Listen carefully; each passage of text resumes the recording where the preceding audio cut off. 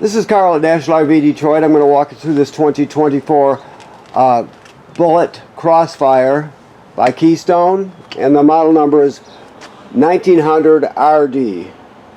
Alright, so this is not a floor plan video, it's a how-to video. I'm just going to show you some of the features and how they work, okay?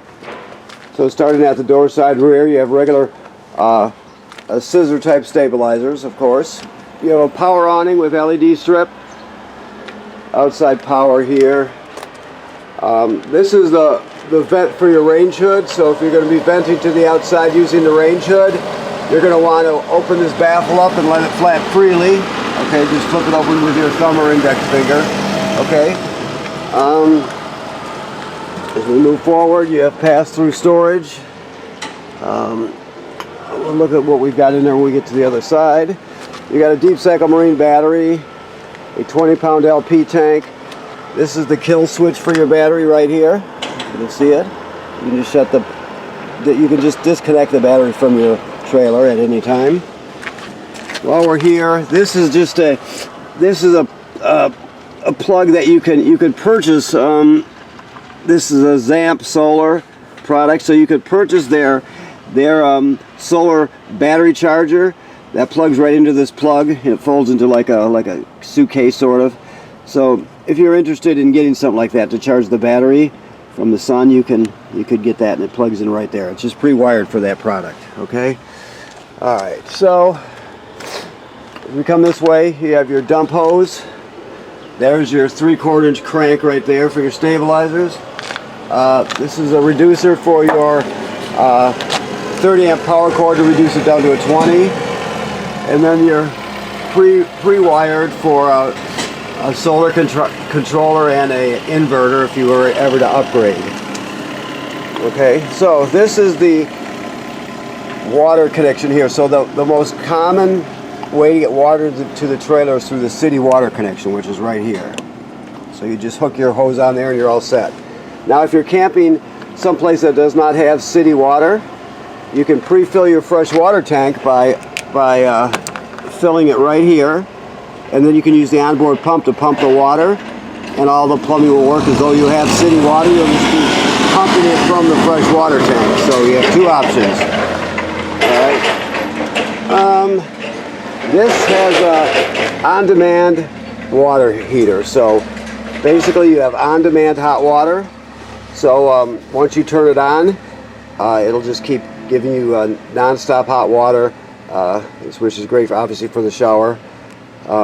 Generally speaking, RV showers don't quite have enough water to take a decent shower, but with this on-demand water heater, it does. So keep in mind that there's a on-off switch here, right? And there's also a fuse there. The main controls are inside. I'm going to show you how they work and talk to you a little bit more about it when we get inside, okay? Right now it's trying to light. I'm just got to shut it off there. But basically, I'll go over this again with you more, but basically this has built-in safety. So if there's no water, let's say you're not hooked up to city water, when you call on hot water, if there's no water available, it will not turn on. So the gas burner will not light. You either have to have city water hooked up, or you have to have water in your fresh water tank with the water pump on, so it can, it can sense that there's water there. So keep that in mind. I'll talk to you more about that when we get inside a little bit. All right. These are your dump valves here, black and gray. Black is toilet water and waste. Gray is sink and shower water, of course. Those two valves there are your low point valves. Let's go down a little farther here. Just look around the corner. Okay. So this is your shore cord, of course. It's 30 feet long and 30 amps. We give you a reducer to reduce it down to a 20 if you need to plug it in at home, for example. This is your furnace vent right there. This is campground cable and satellite through into the trailer. This is just more storage right here. Okay. That little sticker up there tells us that we're pre-wired for a backup camera. So if you want to add one on, this is pre-wired, okay? You have a spare tire, of course. Alrighty. Let's go inside where it's warm. Okay. So, this is your control panel right here.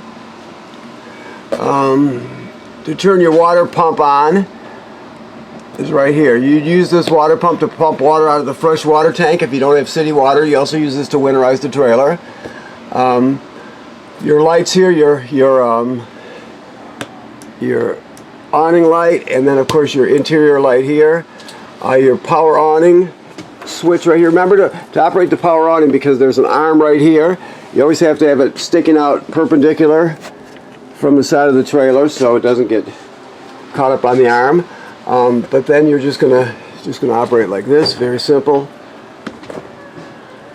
Never leave the awning out unattended if you're not going to be at the campground, or roll it in.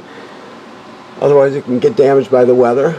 And then you have your levels here. Your batteries charged, fresh water tank, black, gray, so on and so forth. Okay. This is the controller for your on-demand water. Right now, because the switch is off outside, it is off. But I can still talk to you about it, because like I stated outside, if there's no water to call, if it does not sense water, then it will not turn on. If it doesn't sense gas, it will not try to turn on. So it needs a source for gas or a source for water, just so it'll turn on. Otherwise, the sensors will keep it from turning on or lighting. When you do turn it on, you're just going to turn it on right there. And it's right now it's set at probably 110. You can go up and down with it, but that's pretty typical. And it's just going to give you, as soon as you turn on the hot water, it's just going to give you non-stop flow of hot water. So it's that simple. I did show you that there's a switch outside. When it's winterized, we keep that switch off. Okay. So when spring comes, you're just going to flip that rocker switch outside in the water heater compartment. Just flip that on, and you're all set. Okay. Just remember, you have to have water hooked up, city water hooked up, or water in the tank with a water pump on in order to use it. Okay. All right. Hopefully that made sense to you. I seem to be talking in circles here. So this is just your 2-burner cooktop. You just need a lighter to light it. It's very simple. Of course, your keys are right here, hanging right there. TV does have a bracket on it, so it does swing out. You want to lock it or strap it in place when you're traveling so it doesn't swing out and get broken. You can drop the 2 poles from this tabletop, set the tabletop down, and turn this into a bed. If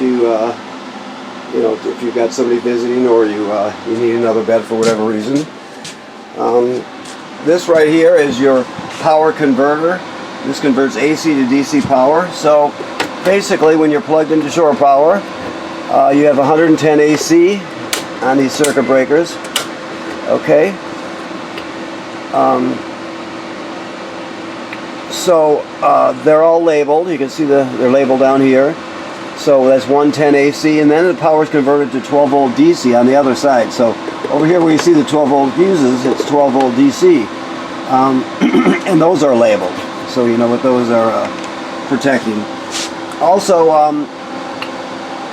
keep in mind this is a battery tender, so it's always going to sense how much energy your battery needs. As long as you're plugged in, it's going to sense your energy needs, and it's going to send as many amps necessary to keep your battery up on the tongue charged. So when you're going down the road, your tow vehicle's alternator will charge the battery using the charge line, right? And then when you're plugged into shore power, this power converter will charge your battery. So 2 ways to charge your battery. The power converter. Refrigerator is a 12 volt DC refrigerator. Always make sure you latch it so you don't damage the doors. It's very simple. It works just like your refrigerator at home. It's 12 volt. It has a compressor, but it runs on 12 volt DC instead of 110 AC. So it's a 12 volt DC compressor refrigerator. Of course, your air conditioning, you have your controls right here. Two 2 fan speeds and 2 air conditioning speeds. Then of course your thermostat on the other side. Looks like they all do. Over here is your thermostat. Right here. It's very simple. It's just analog. When you shut it off, you want to click it all the way to the left like that. So now it's going to shut off. As soon as I did that, the flame went out, but it'll still cycle through for another minute or two, so keep that in mind. This is your carbon monoxide LP gas detector here. It should always be glowing green like it is, otherwise if it's not, get it serviced. It detects carbon monoxide buildup or LP gas leak, so it's obviously very important. You have a little bit of storage under here. Alright, and then of course all your cupboards. Smoke detector here. Your light and your fan. Remember I told you that venting to the outside, you want to make sure you pop that baffle free, just with your index finger or your thumb. Just pop it free so it can flap freely when the fan is on, so it vents to the outside. Your microwave works like any other microwave, of course. Fire extinguisher. Just more storage. Now with your shades here, if you're traveling, you're in the other side of the country, out in the northwest, for example, and you start to see that they just sort of slide down when you don't want them to slide down, all you have to do is tighten these up just a little bit. So you see there's a spool down here. You can either pull the line through or just wrap it around and take a little bit put a little bit of tension on it, and when you do that, it'll tighten them up. So that it's that simple. Don't over tighten them to where you damage them. Just tighten them a little bit, and that should take care of it. Okay. Alrighty. So I think that's going to cover it. Let me look around here. Okay. Okay. So I want to thank you for purchasing your trailer here at National RV Detroit. Please keep in mind that right now the trailer is winterized. You have an on-demand water heater, so you don't have to worry about bypassing or anything like that. But the rest of the system has been all the water's been purged from the plumbing and replaced with antifreeze. So keep that in mind. Also, you have to remember to inspect your roof every 90 days or so per the manufacturer. So someone needs to go up there and look around, check out the sealant, make sure there's no cracking or separation, check out the roofing material and roofing attachments, make sure they weren't damaged by low branches or road debris. You can't see what's happening on the roof unless somebody goes up there and looks, so it should be part of your regular maintenance to keep after any potential problem you would have. So make sure you take care of that. And when you come to pick up, you can look it over and you can watch the video, and then we'll answer your questions and talk you through anything we need to help you with. So the important thing to remember is like I stated, when it comes to your inspecting your roof, that should be part of your regular maintenance. The manufacturer says every 90 days or so, so that's important. Okay, thank you.